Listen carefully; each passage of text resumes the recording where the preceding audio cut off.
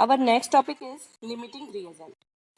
देखो बच्चों, क्या होता है किसी भी रिएक्शन में दो रिएक्टेंट है जिन्होंने रिएक्शन करी और एक नया प्रोडक्ट को फॉर्म करा।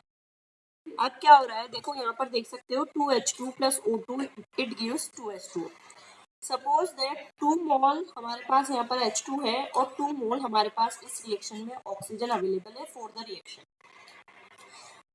It follows from the equation that only 1 mole of oxygen is required for complete combustion of the H2। अब यहाँ रिएक्शन से आप देख सकते हो कि केवल 1 मोल ही ऑक्सीजन की हमको जरूरत है इस रिएक्शन को कंप्लीट होने के लिए। तो यहाँ पर क्या होगा, इस रिएक्शन में जो 2 मोल H2 है वो 1 मोल ऑक्सीजन से रिएक्शन करके 2 मोल हमको 2H2O दे देंगे, 2 मोल H2O दे देंगे। तो इस तरीके से हमने रिएक्शन में लिए क्या थे, 2 मोल यदि हम लेंगे तो हमारे पास 1 मोल बचा हुआ रह जाएगा। तो ऐसा the amount of the product obtained is determined by the amount of the reactant that is completely consumed in the reaction। तो जो रिएक्टेंट हमारी इस रिएक्शन में completely consumed हो जाएगा उसको हम क्या कहते हैं, उसको हम कहते हैं limiting reagent.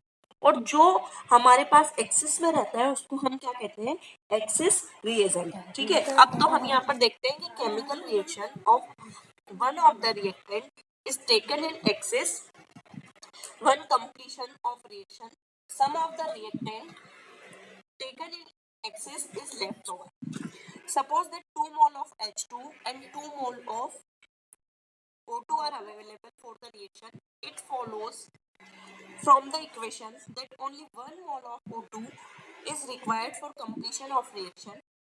1 mole of O2 will be therefore be left over on completion of the reaction। So the amount of the product obtained is determined by the amount of the reactant that is completely consumed in the reaction। This reaction is called limiting reagent। मतलब इसको ऐसे भी समझ सकते हैं कि दो reactant है, दोनों रिएक्टेंट में से जो कम क्वांटिटी में है, तो जब तक हमारी रिएक्शन कोई भी हमारी रिएक्शन कम जब तक ही हो पाएगी जब तक वो जो कम क्वांटिटी वाला है वो क्या नहीं हो जाए, कंज्यूम नहीं हो जाए। जैसे ही वो कम क्वांटिटी वाला पूरा कंज्यूम हो जाएगा और जो दूसरा एक्सिस में है वो कितना ही रह जाए, उसके बाद हमारे पास रिएक्शन आगे कैरी फॉरवर्ड नहीं होगी।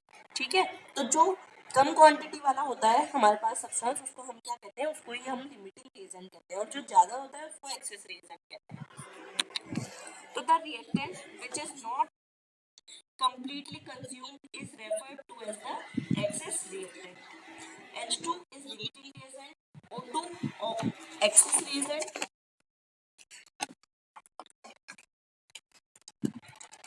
It is the next example। हम नेक्स्ट एग्जाम्पल देखते हैं, इसको हम क्वेश्चन से समझते हैं।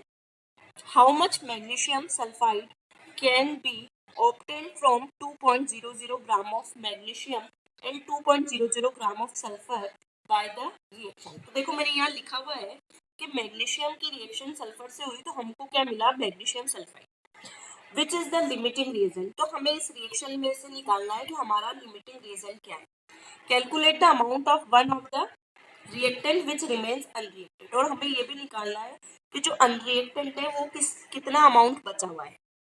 तो देखो अभी मैंने बताया कि फर्स्ट ने क्या करा, each of the masses are expressed in mole. सबसे पहले जो भी मास हमको यहाँ दिए हुए हैं उसको हम मोल में बता लेंगे।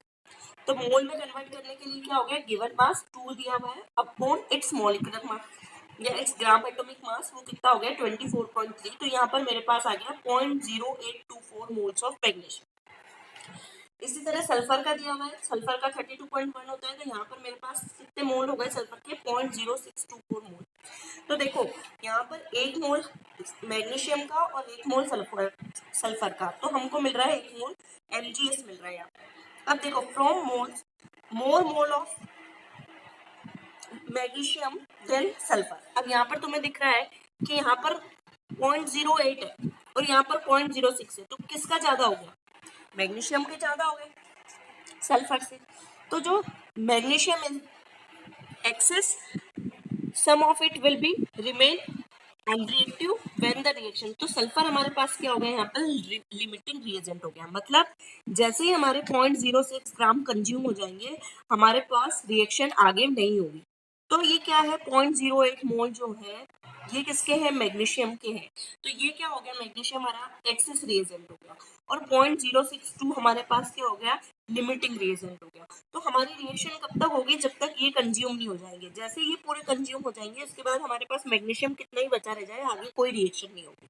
ठीक है, तो इस तरीके से सल्फर हमारा क्या हो गया, लिमिटिंग रिएजेंट। तो and it will control the amount of the product. अब देखो यहाँ पर मोल ऑफ मैग्नीशियम कितना बचा, इसको निकालने के लिए क्या करेंगे हम, जो हमारे मैग्नीशियम के मोल में से हम क्या करेंगे, सल्फर के मोल को माइनस कर देंगे, तो 0.0200 मोल ऑफ द मैग्नीशियम हमारे पास बचा हुआ रह जाएगा। तो इस प्रकार हम एग्जाम्पल से समझ सकते हैं कि लिमिटिंग रिएजेंट क्या है और एक्सेस रिएजेंट क्या है। जो ज्यादा क्वांटिटी में है वो एक्सेस है, और जिसके कंप्लीटेशन होने पे हमारी रिएक्शन कंप्लीट हो गई वो हमारा क्या है, लिमिटिंग रिएजेंट।